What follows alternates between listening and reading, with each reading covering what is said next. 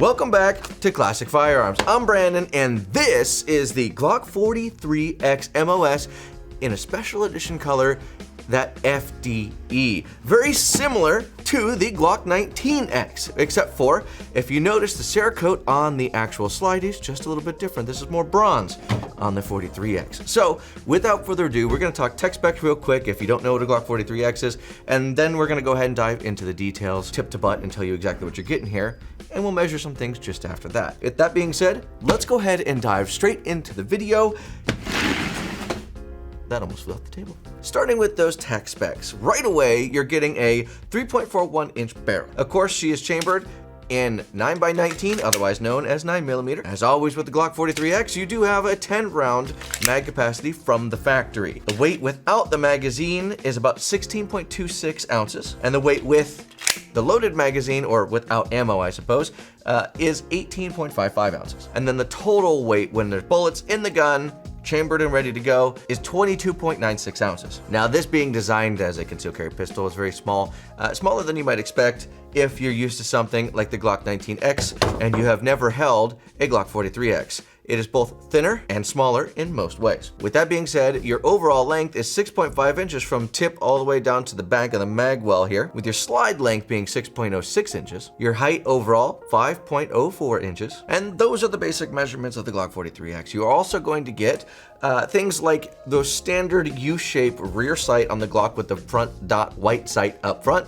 It also is MOS. Now, as you start to dive into this kind of tip to butt here, you can also see, again, that's more of a bronze finish on this 19X, very similar to the Glock 19X, like I was saying. And the one thing I really wanted to point out to and get into is this is not a Cerakote on the grip. This is actual polymer.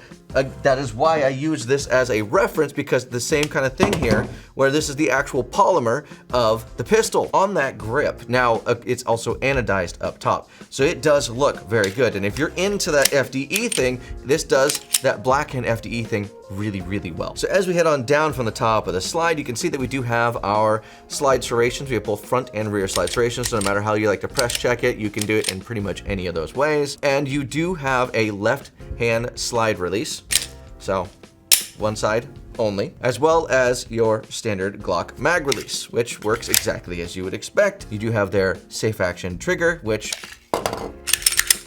guns clear. We always clear them before we ever start a video. The first thing you have to push down, of course, is that trigger safety, and then you pull right through the rest, and then bang.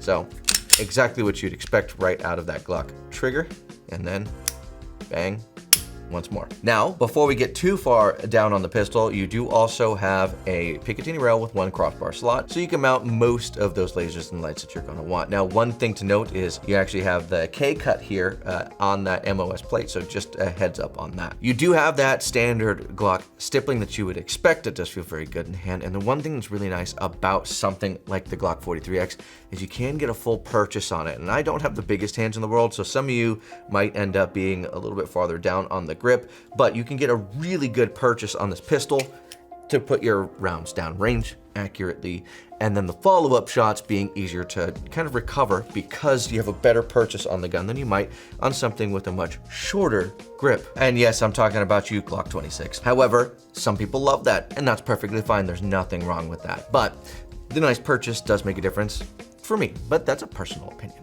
Moving on. As you would expect, you do get a Glock box, just like you do when you purchase any Glock. In that Glock box, you are going to also get a mag loader and a speed loader in case you wanted to, didn't want to use your fingers for it. And then you get a secondary mag as well. So in total, you do get two separate magazines, both 10 round capacity. So it's 10 plus 1 is the capacity on the pistol. You do get a mag loader, and then of course some standard stuff that you get in pretty much every gun box. Now we're gonna go ahead and move on to our measurement portion of this video. We're gonna do the trigger pull and the weight, because with this 1.1 inch pistol, Glock does a very good job at giving you all of the dimensions. I mean, if you go look it up, you can definitely find everything you're gonna need to know about the dimensions of this. So let's go ahead and start with that scale. I'll be right back and we'll get to it. All right, scales on the table. You can see it before I see it. I have not actually weighed this before now, so let's just see how accurate we are. You're looking at 0.97 pounds without the mag, and then you add the mag onto there, and you're looking at 1.12 pounds. Very lightweight, Also very thin, very easily to conceal carry pistol. That does make this one of the more compelling buys in the concealed carry pistol world. And now for the final test, let's go ahead and grab that trigger pull gauge, get that measurement, and then I'll let you guys go. So I'll be right back. And now on to that trigger pull gauge. I actually do happen to have that sitting right on me. So let's go ahead and power that bad boy up right on the scale, just for some extra fun. Clear the gun, make sure we're good to go. And I'm gonna hold it down and press on it. You can actually see how much weight I'm gonna push down on this to hold it steady as I do my trigger pull in 3, 2.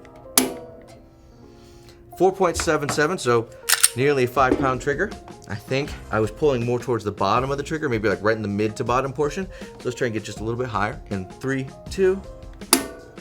Yeah, 5.6 pounds. So right in that 5-pound ballpark with that trigger. So with that being said, that's all I have for you guys today. Let me know what you think about the Glock 43X. Feel free to leave a review down below. I would love to see your comments. I know we all would. And I will try to answer any of the questions that I may have missed in the video. If there is any, please let me know and I will try. So with that being said, that's all I have for you guys today. God bless. Stay safe. It is time to end. Now, I'm gonna go shoot this thing.